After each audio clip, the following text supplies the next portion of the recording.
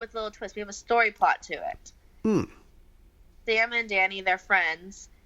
Sam, all he wants to do is watch his football game, while Danny's trying to convince him to come see a Broadway musical with her. And Sam is saying, like, Broadway musicals are so boring, just singing and dancing, that's it. And, of course, that's not the case. So Danny shows that Broadway's musicals are much more than that. They have classical songs. They have competition songs. They have songs that are for kids and adults. And we have songs that we're going to be singing from Oliver, from Annie, Hamilton, Dear Evan Hansen, and one of my favorites, The Wiz. There's this girl who's singing the song Don't You Bring Me Bad News. And first time when she sang it at rehearsal, everyone's mouth dropped wide open. 13-year-old little girl, and she is singing that song like she's Aretha Franklin kind of way. Wow. So, and even though we have a small cast this year, I have my brother and sister and my brother's girlfriend in the show. Nice. It's a little... My sister is going to be singing Think of Me from Phantom of the Opera, while Christina's dancing in the background. And Ben and Janelle, they are going to be playing Sam and Danny. And the characters that they play definitely fit their personality. Ben loves sports. Janelle loves theater. So they're just playing themselves kind of way. Did you have this idea about interweaving these songs and creating this story as you wanted to put on the show? Yes. I was in a Broadway musical review before, and it was just the singing and the dancing, and it was great. But I thought it'd be more interesting if there was a story plot to it. And so someone that can relate to it, because like my brother, he said he will go see my plays, but he's not a theater person. So I thought, okay, I'll use that inspiration and try to figure out how to do that. Good challenge. Yeah, challenge for that, yes. Are you in the show? No, Oh. I am not. I would love to be in the show. I would love to be sing the song On My Phone is a parody to On My Own for Les Mis, or Forbidden Broadway. But as a professional, the director has to stay the director. Unless there is an emergency, of course. Be prepared. Yes. You always need a plan B. All right. You mentioned earlier that you were writing, or did you finish writing it, or you're in the middle of writing in Blind Date Cafe? I am almost done writing it. Yes. It is a comedy play that I wrote of I got the inspiration of how my parents met. My mom thought my dad was a jerk during the time they met. Were they blind dates? Kind of. My dad actually, before he met my mom, he went on a blind date with his professor's daughter. Worst blind date of his life, he said. Then he met my Aunt Debbie at a young adult group, and Debbie said, "You should meet my sister. She's so sweet and kind." And my dad said, "Does she look like you?" And Debbie says, "Oh yeah, of course." He said, "Yeah, I would love to meet her." But in his head, he's thinking, "Oh my gosh, not another blind date." So this was, before the internet, before, cell phones where you text. My mom wrote my dad a 3-page letter. He did not write her back. So my mom thought, okay, forget this jerk. So it was during Christmas, and my dad was stuck in Tampa airport for a 4-hour delay. And he called all his friends with the payphone, and he thought, oh, I'll call that Betsy girl. He called her up, got my mom's roommate, and said my mom was working at a GE answering service. It's a 1-800 number, 400 people working there. First ring. GE answering service, Miss Gray speaking. Betsy, hi, it's Harold. My mom was saying, oh, hi, how are you? But in her head, she was thinking, who the heck is this guy? He said, Betsy, he knows me. Then when he started talking, my mom thought, oh my gosh, it's the jerk. So they became pen pals. They met at Epcot, and then a year later they got married. So after hearing that story, I thought, would be funny if there was a restaurant called Blind Date Cafe, and everyone who goes to the restaurant is like on a blind date.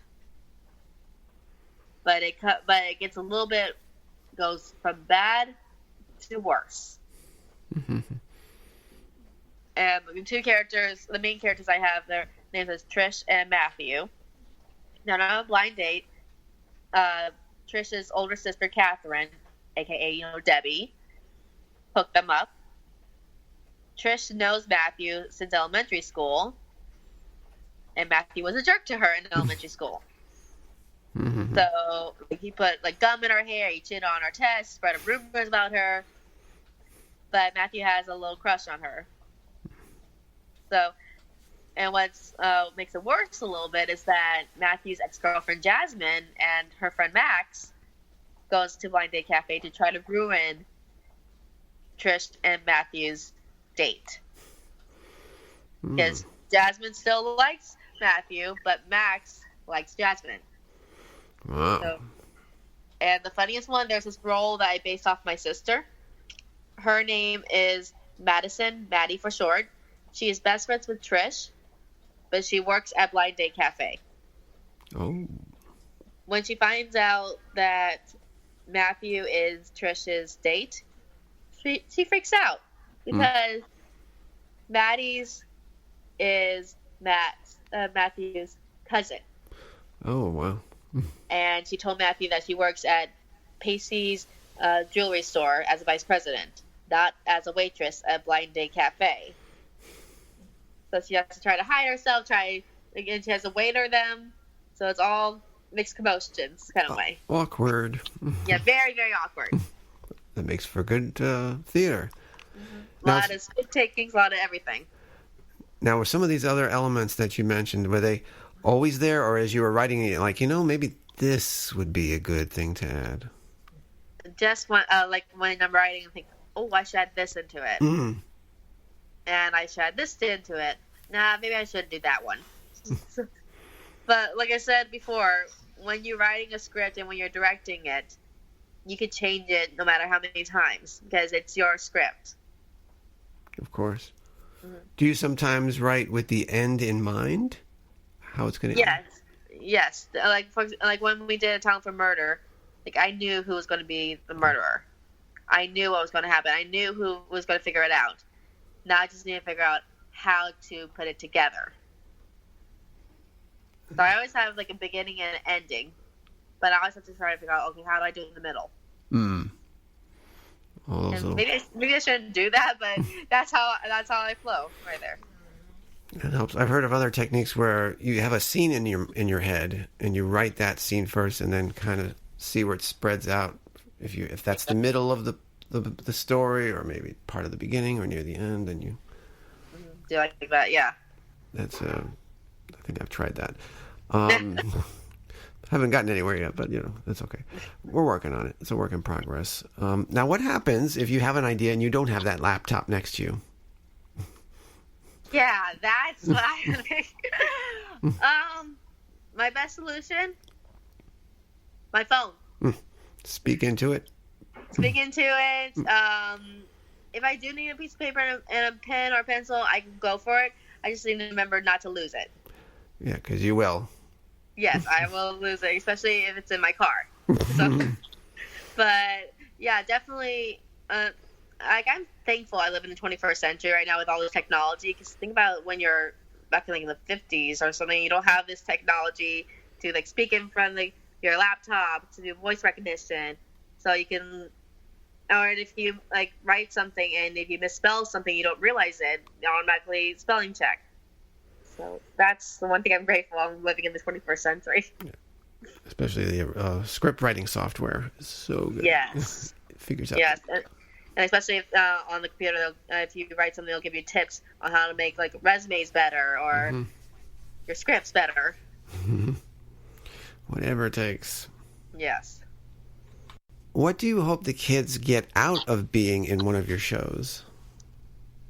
What I hope is that they will continue loving theater. If and to realize that there are more stuff in the theater than just being on stage.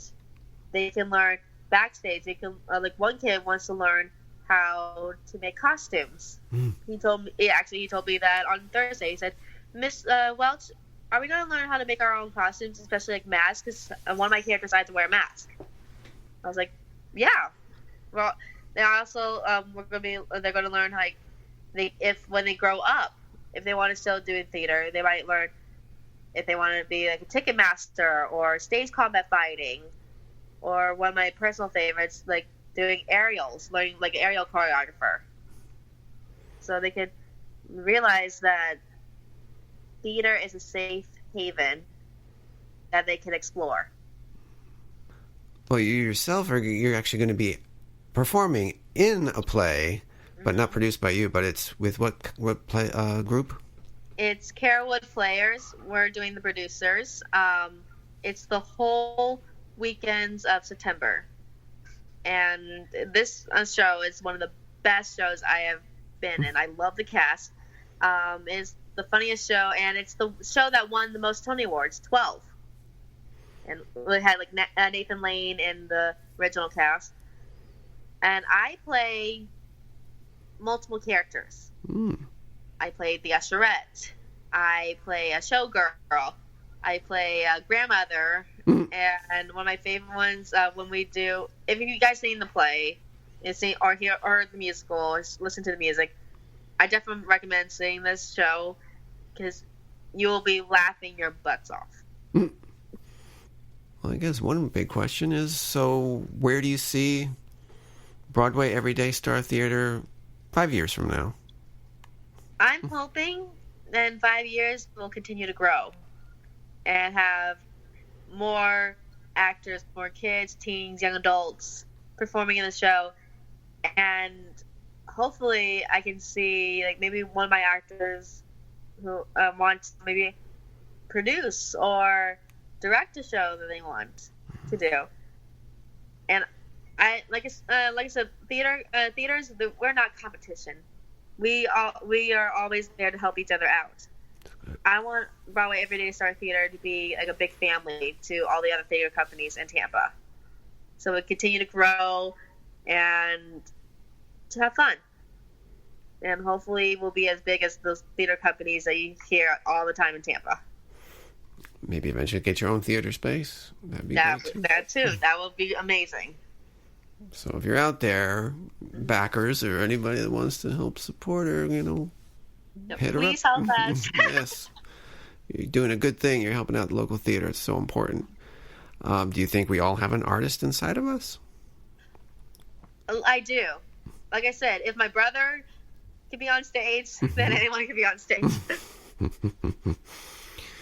Any advice for artists, people in theater, or those who want to open up their own theater? Never give up.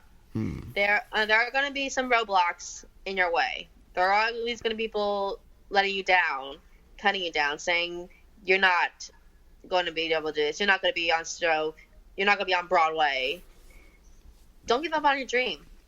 You always might have to rearrange it to fit your ability, but don't give up. You're always there for you. You're true to yourself. Did you ever feel like giving up at any point with any of this? I did a couple of times, but the one thing I kept on saying to myself, theater is my passion. No matter how many times people have cut me down, saying that I'm not good enough, saying that Broadway Everyday Star Theater will not launch, I'm not giving up. There are all those times that there might be some shows that I feel like I don't want to be in this cast anymore because they were like rude or something. I'm like my mom says, out of everyone in my family, I am the one who never quits, no matter what the challenge is. I had so many roadblocks in my life, but I always go over them. So, And there's somebody honking to get through somewhere.